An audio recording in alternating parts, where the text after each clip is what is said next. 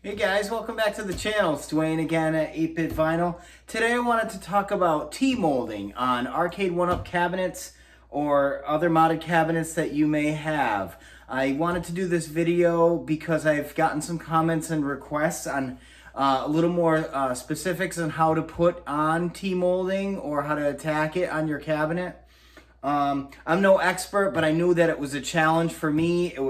There are some videos out there, but they were few and far between, and usually very quick clips on what they exactly did to put their T-molding on the cabinet. So I'm here to maybe give a little more detailed video on how I approach this, and hopefully this helps you out. Hopefully this gives you an idea of what to do for your cabinet or your build. I specifically get these T-moldings from a place called Game Room Guys on eBay. They come in 1/2 inch and 3/4 inch width. They usually come in a roll of about 20 to 25 feet, and they're about $20 to $25 a roll. I get them off of eBay, third party, and most of these cabinets are made out of either 7/16 / 1/2 inch MDF, which works perfect for this molding. And the risers, the same thing. Unless you're building your custom-made riser, I did 3/4 inch risers, so I needed 3/4 inch. They still actually had those available, and they have them in a ton in a variety of colors. So I'm gonna make my way out to the garage, and I'll kind of show you what I did to attack this on a low budget. And especially for you guys who don't have big garages setups and are not super handy with tools and maybe live in the city, this approach may help you guys out more than others. So here we go, guys. I'll meet you out there. Hey guys, so we're back out here at the garage, and I wanted to go over a couple of things before I get started on the actual cutting of the T-molding. The first thing you want to do is get yourself some cutters. Mine comes in a set like this, honestly, because it's the only way I could get this specific cutter. This is a 3-fluted, maybe you can see it this way, 3-fluted carbide tipped 1/4 inch router cutter. I will leave links in the description for this particular one. You don't have to use this exact set. The main thing you should get out of these slot cutters are the size of the cutter itself, which this one happens to be a 1/16 cutter, or you could go as high as a 5/64 cutter. I would not go bigger than that. The T-molding will start to slide. It'll get loose. If you did go bigger than that and you feel like you screwed up, you could contact cement it in place and glue it. But believe me, I've done that. It's a pain, but you didn't mess it up permanently. But that's not the route you really want to go. So 1/16 cutter, or up in between that or a 5/64, but not bigger. And the other thing I wanted to mention before I put this in the router is this black bearing here that's on the edge. That's going to actually control your depth. So when you come into your work, that bearing is going to guide right along your work, and this is going to carve out the work, and it'll make sure you don't go too deep into the work. But you do want to use the whole thickness of this cutter, because it will spread the control panel or the MDF board or whatever you're cutting T-molding in a little bit and make it looser. So the smaller this blade is, the better. All right. Second most important thing is my router. This right here is a Bosch 1/4 inch chuck router. It's a handheld. It's small. It's just my preference. It's not one that, it's just a 1 horsepower. It's just the one I use because I feel like I have a lot more control. You don't need to use this particular router. You can use a big gargantuan thing like this, which is a Craftsman. This one's a Rockwell. I could use any of these. The main thing is that this chuck needs to be a 1/4 inch. So if you're interested in purchasing a router or something like that, this is the way to go. I'm using this method of router slot cuttering just to kind of maybe pinpoint if people don't have workshops, if they don't have big spaces to work in, maybe they have to work outside. This is a much easier option for you to perform that task and not feel like you need to buy all these different tools to do this kind of thing.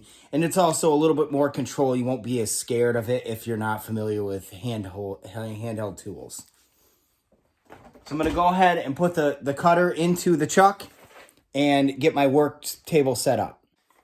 Okay, guys, so I hope that this camera angle, this is about the best that I can get for this.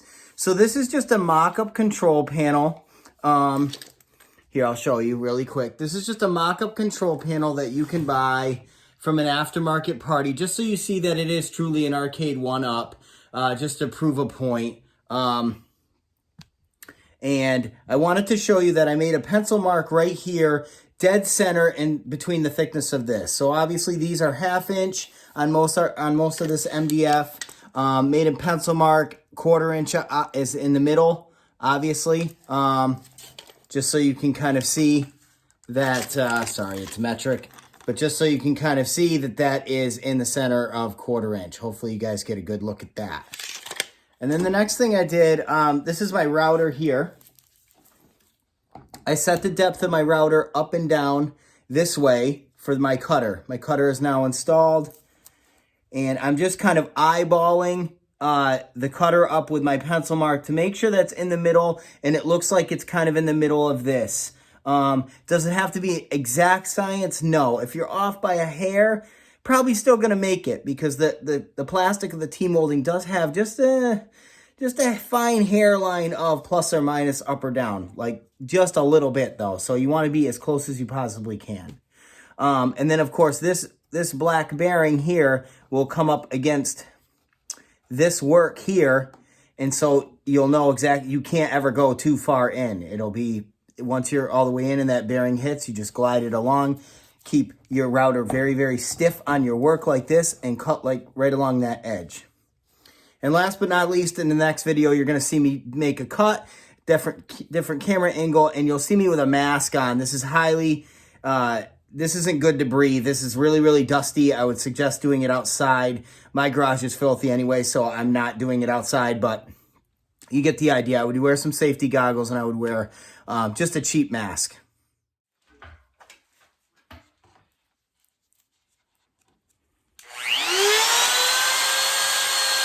So make sure you hold this really tight to the surface of your work.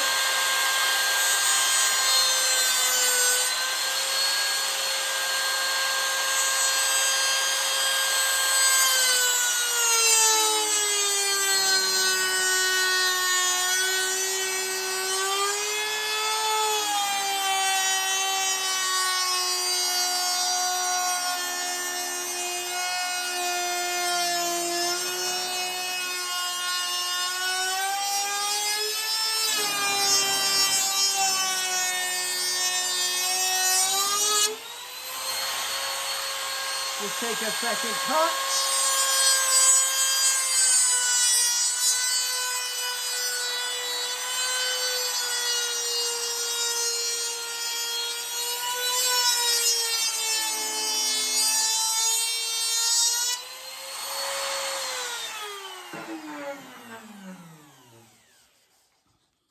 Literally that quick and easy.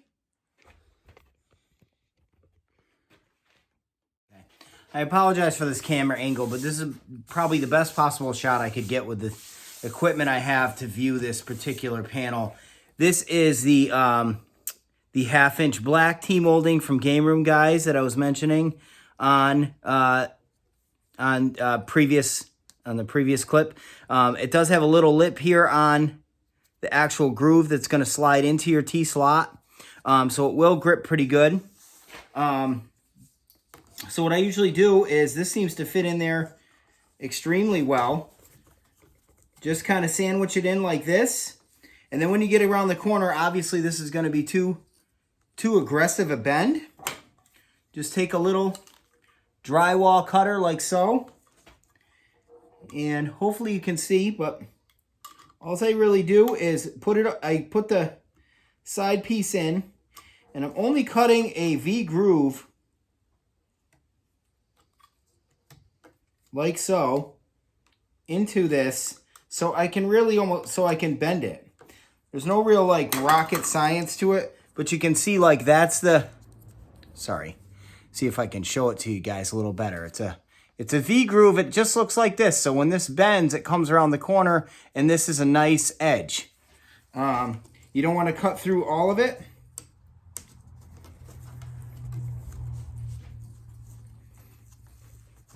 But look at that. Bends right around this corner like beautifully. And I'll show you the other corner that's a little bit more closer to your viewing angle. Once I just keep working this all the way around.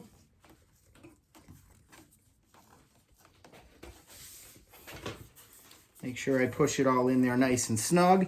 And as you can see, you don't really need any contact cement or glue if the slot cutter you use is adequate. So you can see my groove right here on this side of the panel. And all I do is I kind of just make an angle this way, aggressively this way. I kind of just cut the slot this way so I know exactly where the corner is. Don't cut through it. Don't cut through the actual T-molding that you're going to see. Pull this out a little bit.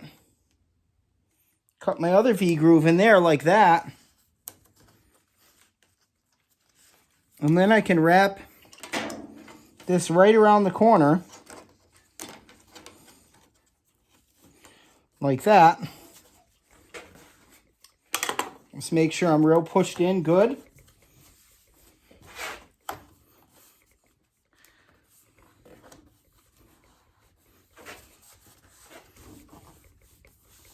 That's not going anywhere, man. Right there. So, and then obviously, I won't cut this for the purpose of this video because I don't intend on using it for this particular piece. But just so you get the idea, then you'll literally just cut right along your edge and your T-molding is on. And that's basically it, guys. If it's a little looser, like I said, you can use some contact cement and such. But yeah, overall, it looks pretty good. So for the sake of argument, guys, sorry about the shaky camera. For the sake of argument, I just wanted to show you this Arcade 1-Up panel that I screwed up long ago. Putting a trackball in. You can see it's kind of like my mock-up board. We all kind of make mistakes. Nobody's perfect, just proving a point. But I'm going to cut some slot in here just so you understand. Obviously, if you don't have that mock-up panel that I did, or that aftermarket panel that I did, you'll see that this is doable on the stock arcade stuff. In case that's all you have to work with. All right, I'm going to go ahead and make the cut wearing my mask and safety glasses.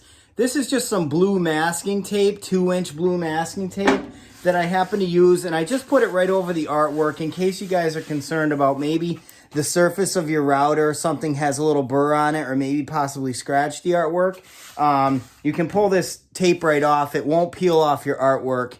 And it'll protect it just in case something does happen to scratch. So we'll go ahead and make a quick cut.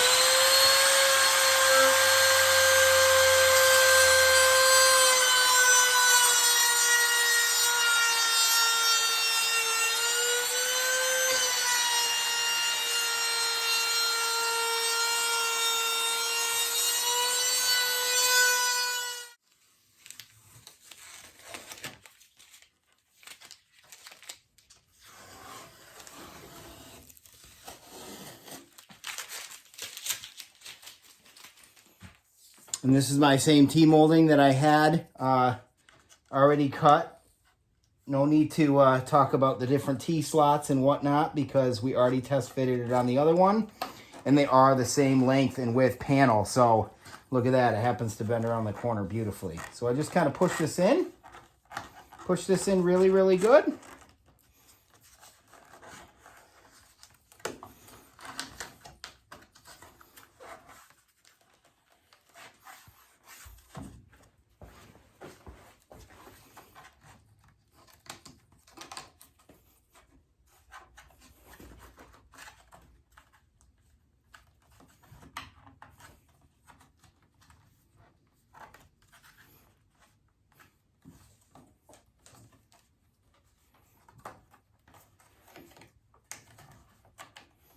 Look at that. Fits like a glove, man. Perfect. I'm going to clamp my work. Look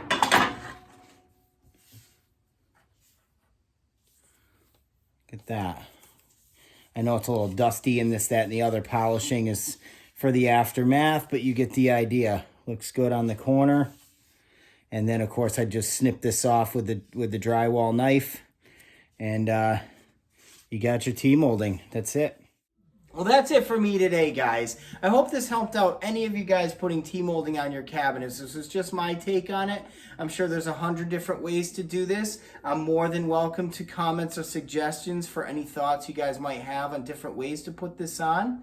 19K Fox does an excellent job putting on this T-molding, and he's got some cool videos on it on his channel. You might want to go check him out on YouTube. I will leave links in the description for the cutters that I used, as well as this T-molding, just so you guys know exactly where to pick it up. I hope you enjoyed this video. I really appreciate you guys watching my channel. Please don't forget to hit that like and subscribe button to Dwayne at 8-Bit Vinyl. And you guys have a great day. Thanks for watching.